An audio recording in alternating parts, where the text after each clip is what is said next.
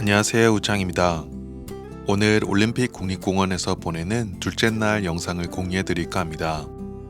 저는 국립공원 북쪽에 위치한 포트 엔젤레스라는 작은 도시에 숙소를 잡았고 센츄리 모드를 활성화시켜 놓았는데 아침에 일어나 보니 이벤트가 11개나 감지되어 있었습니다.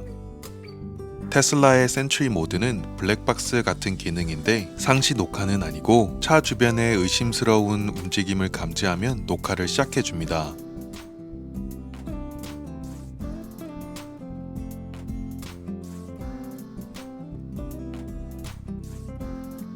저장된 영상을 보니 다행히 특별한 건 아니었고 어떤 사람들이 새벽에 출출했는지 차 앞에서 피자를 먹고 있는 영상이 잡혀 있었습니다.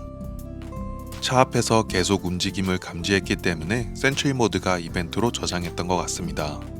이렇게 센츄리 모드가 자주 활성화될 경우 배터리에도 어느 정도 영향이 있으니 참고하시면 좋을 것 같습니다. 그리고 조만간 나올 펌웨어 업데이트에 실시간으로 카메라 영상을 확인할 수 있는 기능이 추가된다고 하니 너무 기대됩니다. 오늘 첫 번째로 들릴 곳은 허리케인 리지라는 곳인데 여기서 40분 정도 걸리는 곳으로 올림픽 국립공원 오시면 꼭 들려야 하는 곳입니다.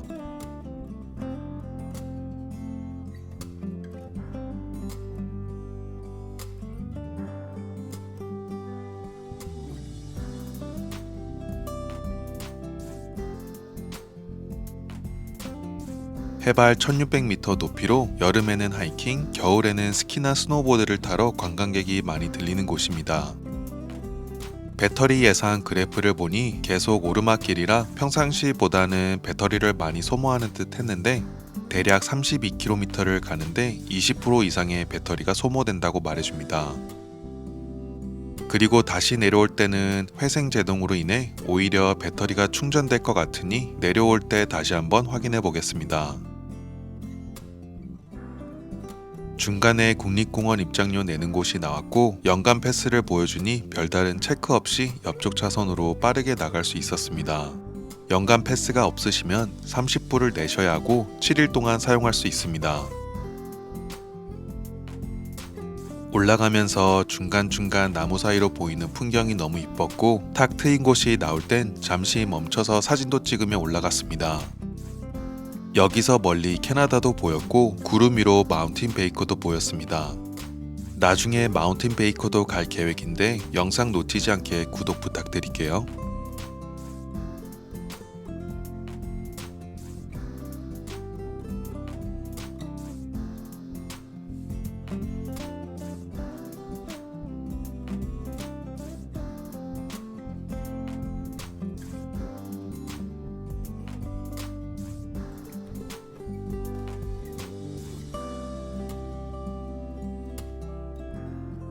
조금 더 올라가다 보면 허리케인 리지 방문객 센터가 나옵니다.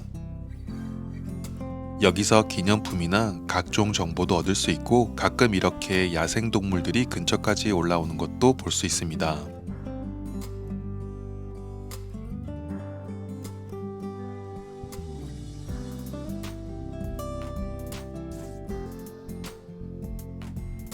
여기서 다시 5분 정도 올라가면 허리케인 힐 등산로 입구 앞에 주차장이 있는데 여기에 주차를 하고 하이킹을 시작했습니다.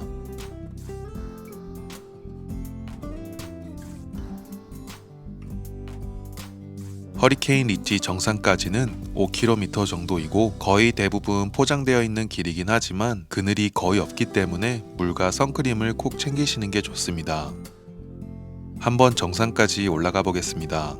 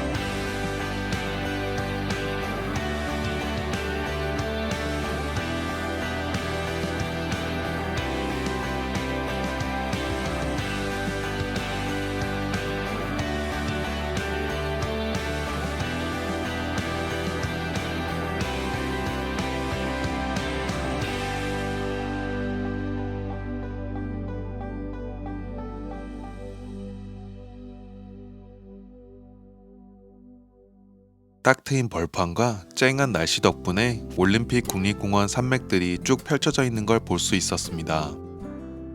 하이킹 출발 전에 펌웨어 업데이트가 떠서 실행해 놓았는데 이번 버전에는 새로운 기능 추가 없이 기존 기능들에 대한 버그 수정들이었습니다.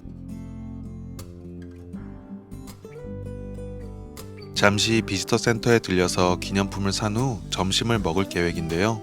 이제 계속 내리막길이다 보니 회생 제동으로 인해 오히려 8% 정도 충전이 된다고 나옵니다.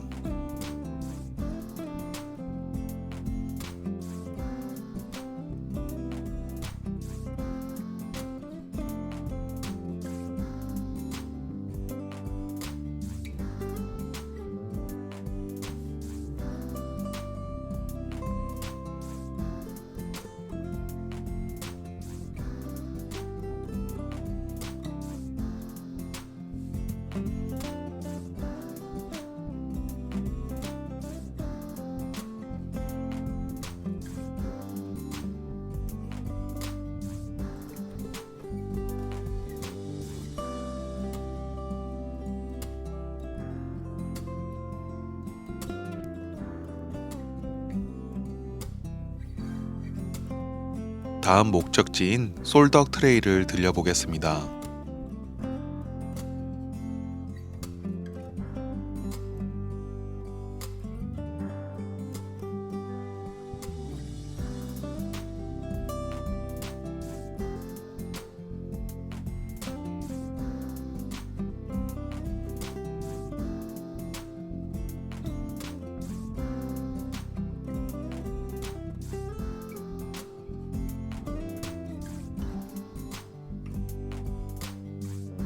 여기도 첫날 들렸던 호 레인포레스트 같은 우림 지역으로 많은 이끼들과 우거진 숲이 있는 곳인데 멋진 폭포도 있다고 해서 구경해 볼까 합니다.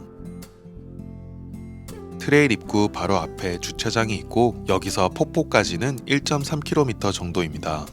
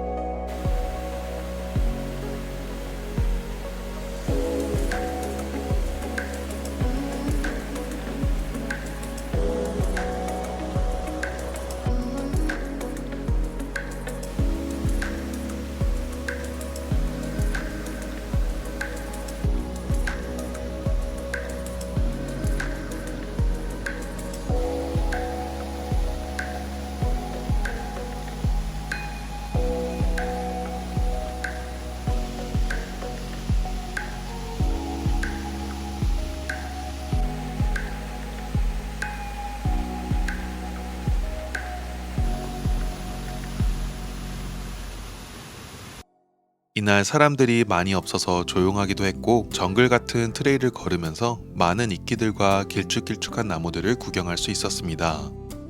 이동거리가 있다 보니 벌써 6시가 넘었는데요. 오늘 이렇게 올림픽 국립공원 구경을 마무리하고 내일 시애틀로 넘어가 볼까 합니다. 다음 영상 놓치지 않게 구독 부탁드리고요. 이번 영상 괜찮으셨다면 라이크도 부탁드릴게요. See ya!